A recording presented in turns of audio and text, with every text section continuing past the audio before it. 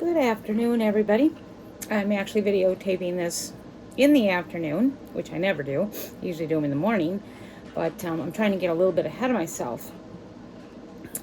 I've decided to try something different tonight. The resort that we've been staying at in the summers, this is our fourth season, and the older women have a group where they meet. Not a group, yeah, just a group of older women in the park meet on Tuesdays, and they bring like an appetizer and something to drink, and then they play games or just sit and chit chat. So I'm going to get brave and do that tonight. So I thought I would do a video too. So anyway, I'm kind of all over the place. I know I said I was going to do jewelry. I know I said I was going to do candles. If anyone is waiting for them, I apologize. What's happening with me is I end up like getting these ideas and thinking of things to talk about, and then I'm like, oh, this would be a good topic. So that's what I'm doing again today. So no jewelry, no candles once again. But I got it in my mind the other night after I talked about my new oncologist appointment. I started thinking about survivor's guilt. And I thought, wow, what a good topic for people to maybe talk about or listen to or whatever, for those of us who have survived for so long. I do keep track of a few younger women with stage 4 cancer, and my gosh, they're following the statistics right to the book. You know, it's within that 3-year period, and they're looking at their demise. And these women have young children. They haven't even finished raising them. And then, of course, when I read that stuff, I sit, and then the survivor's guilt does pop in, like, you know, why me? I'm 65. My 5 kids are raised. I now have grandchildren that are 23 years old. So, you know, it's only natural that one would feel like, my gosh, you know, take me, Lord, and let these young mothers stay and finish raising their babies, because it got me thinking about that topic. So that's what I want to talk about now. I'm going to specifically start talking about, do I have survivor's guilt? I want to say initially I didn't, because I didn't know anything about it, and I tried not to think about death. I just thought about when I was first diagnosed, I was so sickly, and my thought process was always on just feeling the best I could feel and making it, you know, to each appointment. So I didn't initially, and then how can you think about survivor's guilt when you haven't lived long enough to have it? I would say about the 2 or 3 year mark in, especially 3 years plus, and seeing so many women die. I belonged initially to at least 3 stage 4 breast cancer groups.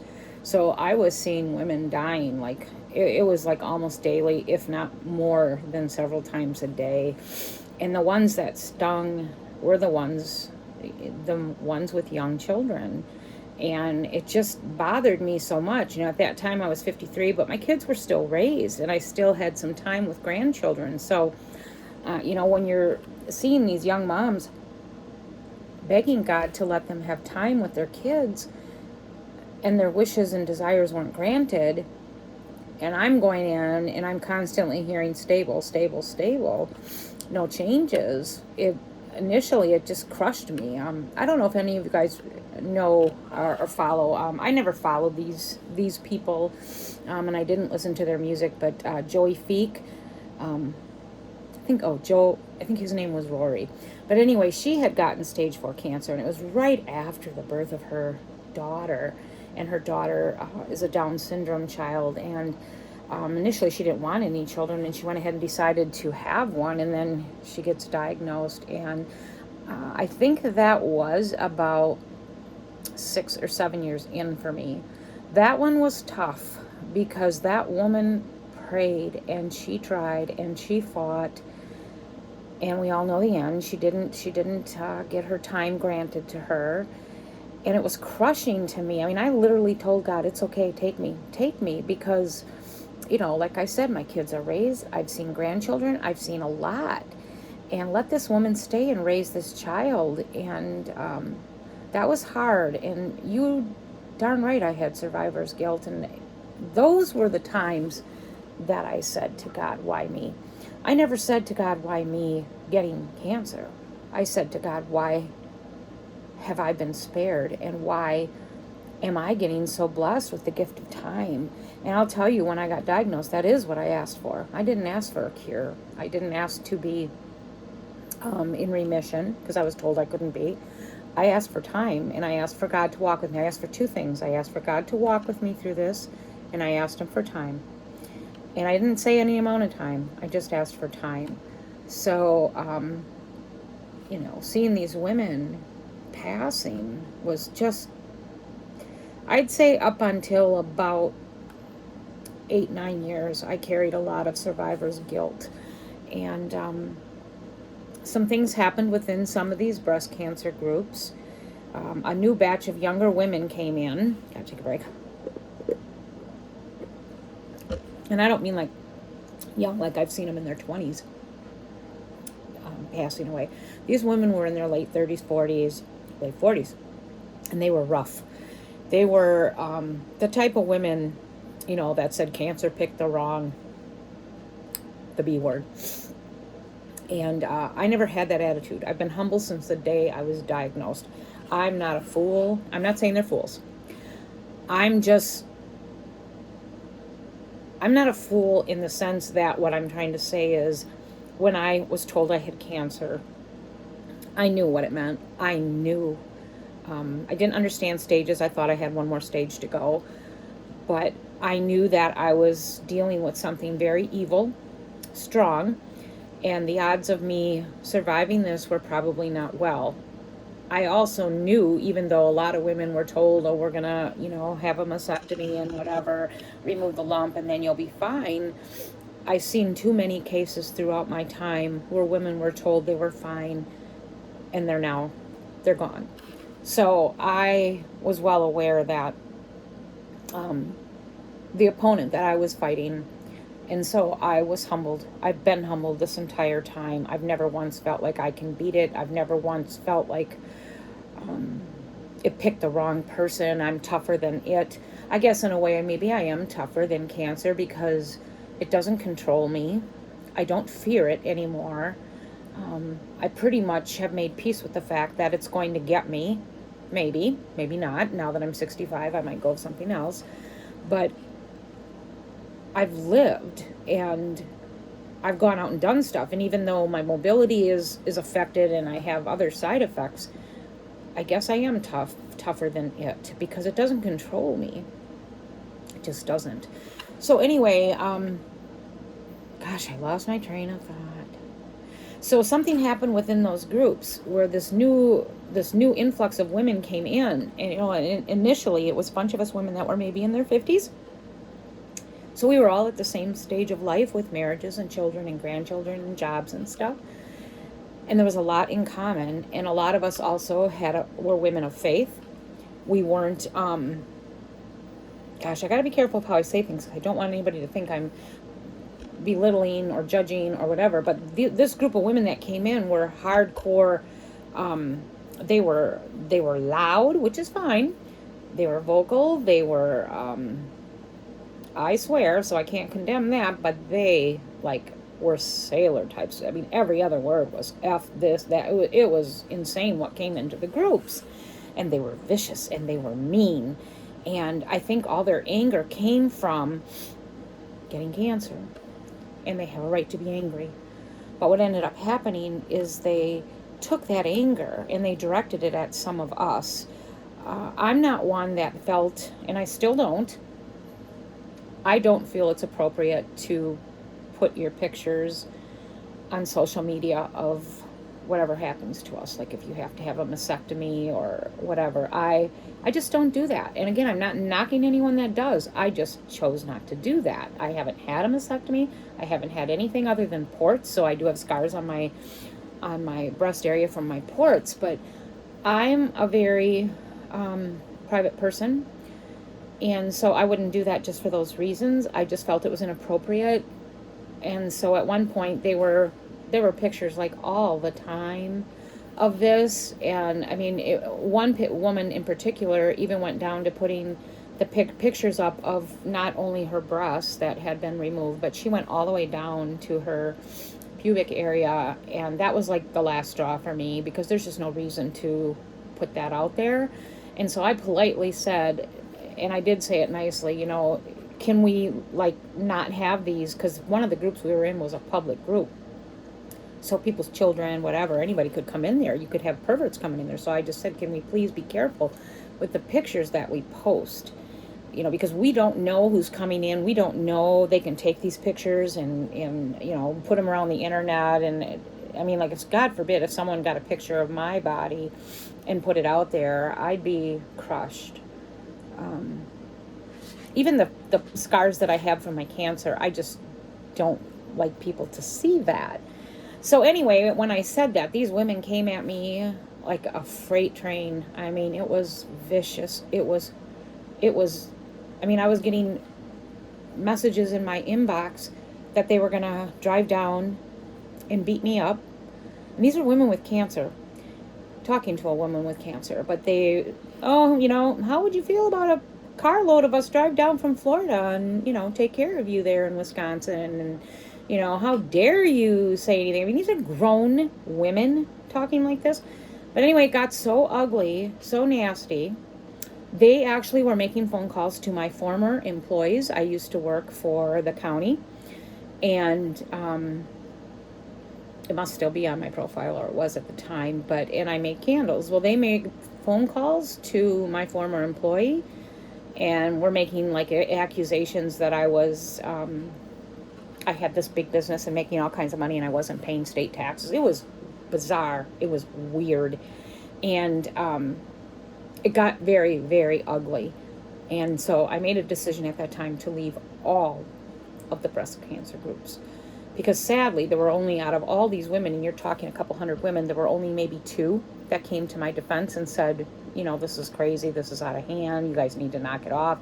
I had 2, but they did it through private messaging me. No one said, you guys, this is totally crazy and uncalled for. So I left every breast cancer group. So, which in the end, ultimately, I think was the right decision, because looking back, I was seeing death and suffering on a daily basis, all day long.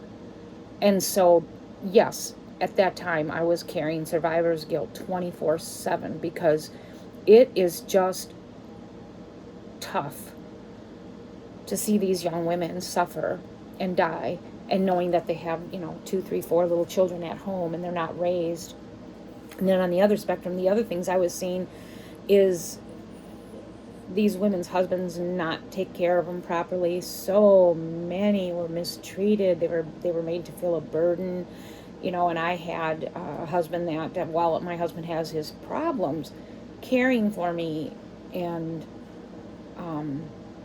making me feel valuable despite my limits and what was going on with me was never an issue. I've never felt less than, or like I was a burden, or you know, what a pain in the butt I am because someone has to help me, you know. And I've been sick to the point where I couldn't hardly get out of bed. I've been sick to the point where I couldn't eat, couldn't drink, the only thing I could do is, if I was lucky, is shower, clean myself, but I couldn't do anything more than that. I've been sick to the point where I was close to death.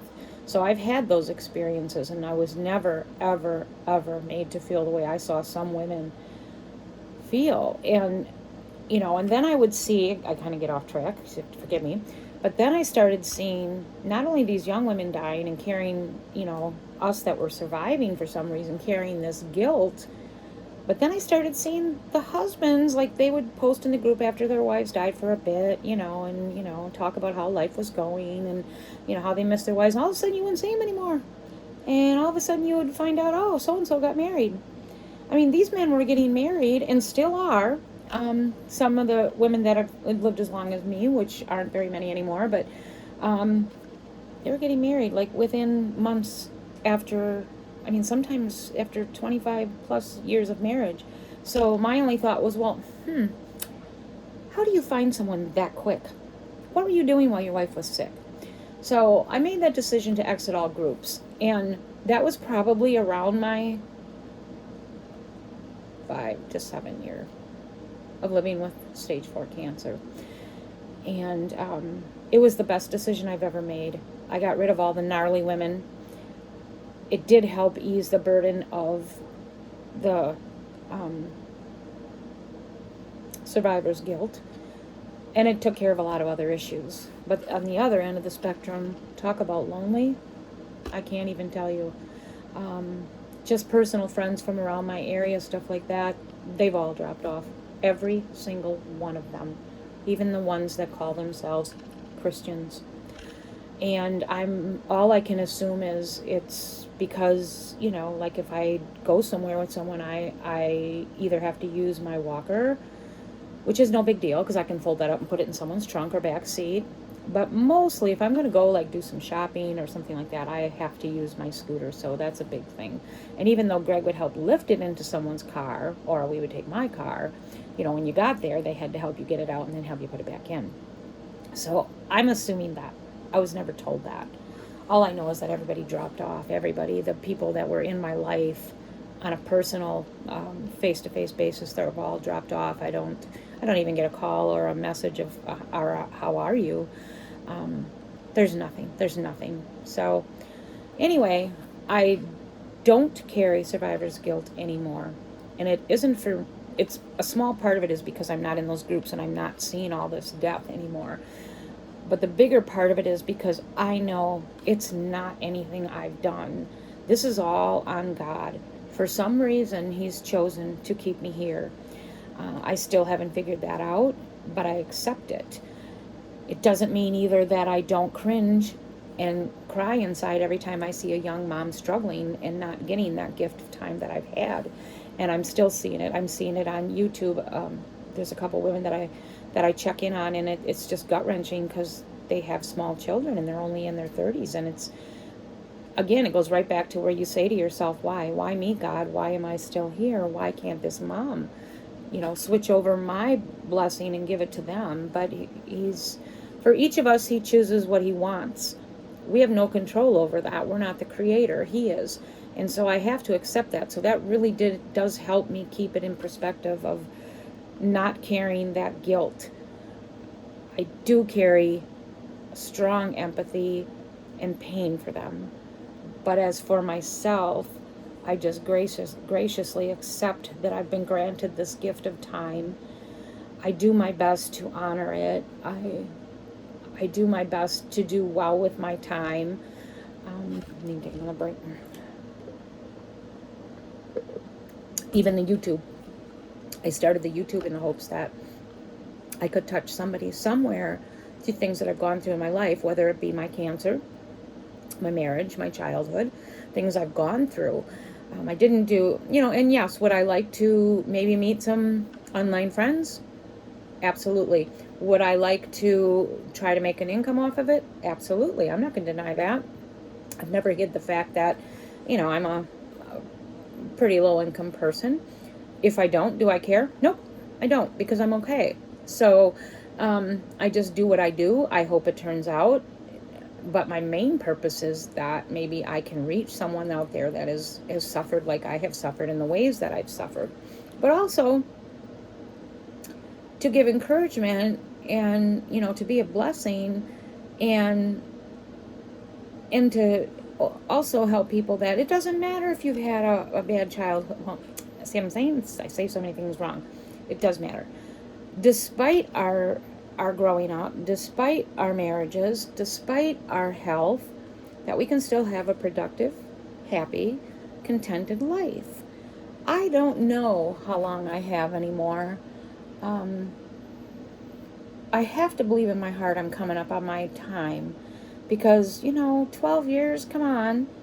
And I'm tired. I'm very tired. I can't explain the fatigue that I have. It's such a depth of fatigue that I haven't had. And on top of that, my body is like it's actually saying to me, I've had enough. And so I don't know if that's God's way of preparing me. I know that I sleep more. I'm doing less. My desires to do jewelry and candles have decreased by, I'd say, 75%. And that was one of the things that bothered me for the longest time, was the thought that, gosh, I won't be able to make candles. I won't be able to make jewelry. And I really, it ate at me. Like, I want to keep doing those things. Well, now I'm at the point where I don't care. So that's kind of scary to me. And sometimes I do wonder if that's why if God's preparing you for, your going home. Either way, it don't matter. Back to the topic. I don't carry survivor's guilt anymore. I do carry the empathy for any young woman going through this with young children. I carry extreme empathy for even women who don't have children and are young, that are getting this crappy disease because they won't even have the chance to have children. So it sucks. Stage 4 sucks. And you know what else sucks? In the 12 years I've been living with this crap, this is a whole nother topic, every breast cancer organization that I have come across, every single one of them, collect all this money and have for over 40, 50 years. I've seen maybe 2 to 3 new treatments. And these are not treatments that are easy on your body. These are treatments that are harsh on your body. And when I've learned about them, I've often thought, and a couple of them were for my type of cancer, I thought, I don't even know if I want to try them, because why would I want to put something in my body that's going to keep me in bed 24/7? I mean, at least I'm out of bed. I can't walk well, and I can't get around well, and I can't do a whole lot, but I'm out of bed, and I have a life. So, they can take these nasty treatments and shove them up their butt. And that's how I truly feel. My advice to you, aside of my topic, don't give your money to any charity. Any of them. None of them. Because it never ends up to the person that it should. To the person that is living with the disease. And I say that with 100%, like, I'm angry and strong in that. If you know of anybody with ALS, if you know of anybody with cancer, if you know of anybody with leukemia, give directly to them. Hire a housekeeper. Send over meals. Ask them if they need a vacation if you're filthy rich. Take them to treatment. Help them. Screw these charities and their CEOs. The only charity that I'll give to right now, 100%, would be St. Jude's. Because any child can go in there and get care, no matter what. If their parents have nothing, they can go in there and get care, and they will be taken care of. That's the only place I'll give to. I won't give to any other charity. I'm done. If I have any money to give, I'm giving it directly to the person that is living with what's going to kill them, maim them, or, suck it, make them, their quality of life suck. That's a whole nother topic. But anyway, that's where I'm at. Again, I hope this may help someone that's struggling out there with survivor's guilt. Remember, you're not the creator. You're only blessed with whatever God chooses to bless you with. So if you're one like me and you've been blessed with time, thank Him for it. Use your time wisely. Pray for those that aren't getting it. Help them if you can. But don't lay that burden on you of why you got that and they don't. It's nothing that we can do or can't do. It just is what it is. So that's my words for today. I hope you enjoyed my little topic. I know I kind of went off track a little bit. I seem to do that a lot. Now maybe you're going to understand why I don't get to the candle videos or the jewelry, because my mind just goes all over the place, and then I think, oh, this would be a good topic. So that's where I'm at. But anyway, have a good rest of your week. I will see you soon, and I will give you an update on how this little group goes tonight, because I have had no luck in anything I've tried. And I did say this will be my last attempt in my time on earth of trying to make friends. This is my last attempt. So have a great rest of your week. See you soon.